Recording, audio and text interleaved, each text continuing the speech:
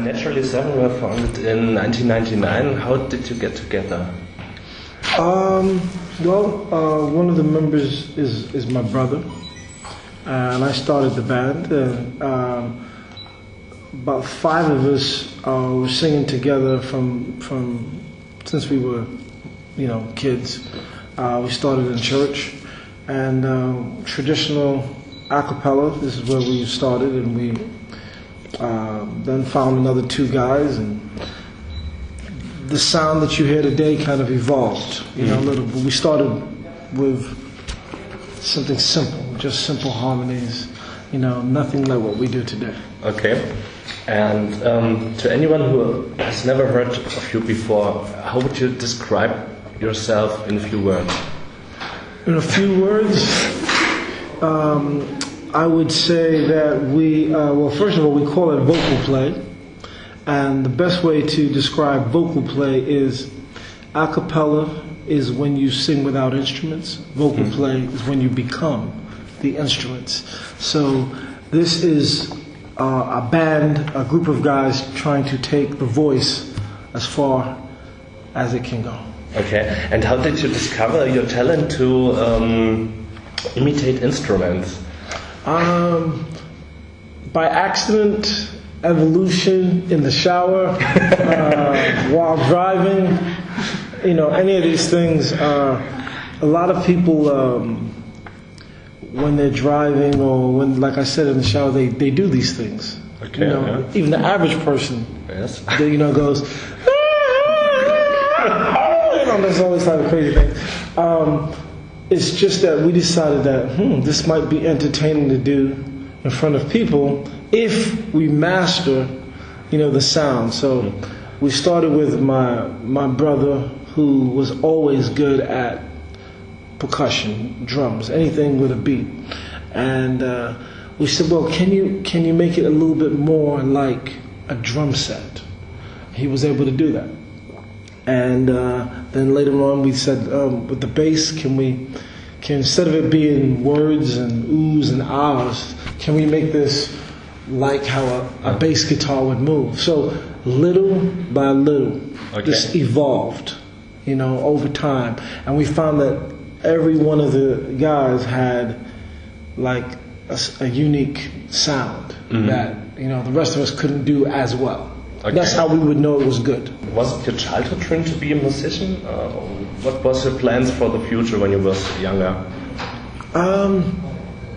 I think a lot of us thought of ourselves as musicians when we were kids. I personally did, because I used to always look up to the superstars that were out there, and I loved performing. Okay. I still do today. So yeah, it wasn't something that I thought was, no, this could never be. This was something that I was like, yeah, this would be. I didn't know how it was going to happen. My father was in a group, so I think that's why we chose to be in a group. Okay. And who was your personal musical idol? I don't know. I mean. There's just so many people. I like pop music, so it could be anywhere from Michael Jackson to the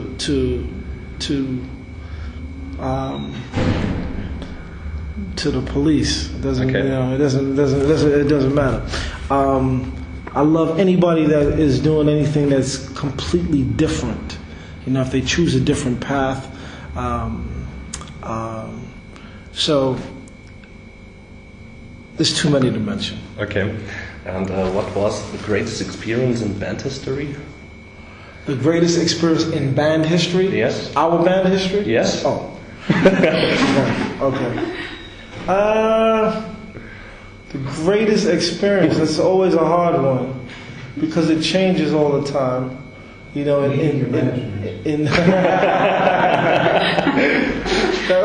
was a good experience. In '99, we won an a cappella competition, and this probably made us believers that we could do this and make a living at it, and do it professionally. Mm-hmm. So that's a big turning point. Meeting Quincy Jones about 2 years ago, we were invited to his home. That was a big for someone that's a legend like that. But then we've met lots of really big stars and that we've looked up to, from Coldplay to all across the board. So it's hard to say. We've had a lot of really, really good experiences. Okay. And in Germany, you became famous with "Music Is the Key," a song with Sarah Connor. And how did this collaboration with Sarah Connor came about? Well, we were on the. I think we were at a party together. Well, it's a long time since I told this story. We were at a party together, and I believe it was her birthday, or no, somebody else's birthday, and she sang "Happy Birthday" to him, and we kind of joined in, or the other way around, and someone came up with her management and our management, said, "Hey, we should do something together here."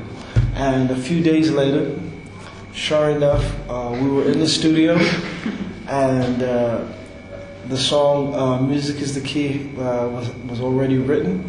We listened to it. We said, "This is a good song. Let's do it." At the time, we didn't really know who Sarah Connor was in terms of to Germany at the time. Okay. But we found out very soon, very quickly. And is there any artist you like to work with?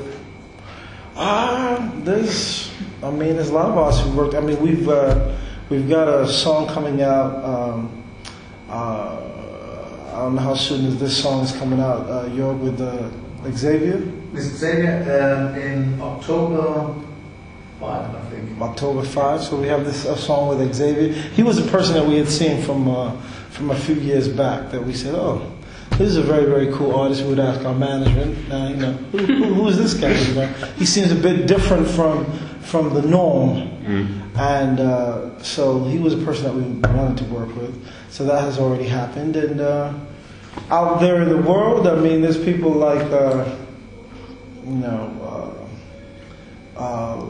will.i.am from the Black Eyed Peas, or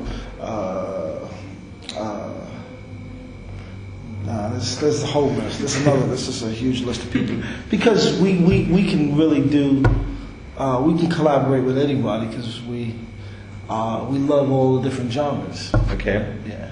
Okay. And can you tell us something about the future? Have you any aims you want to reach? Yeah, our goal is to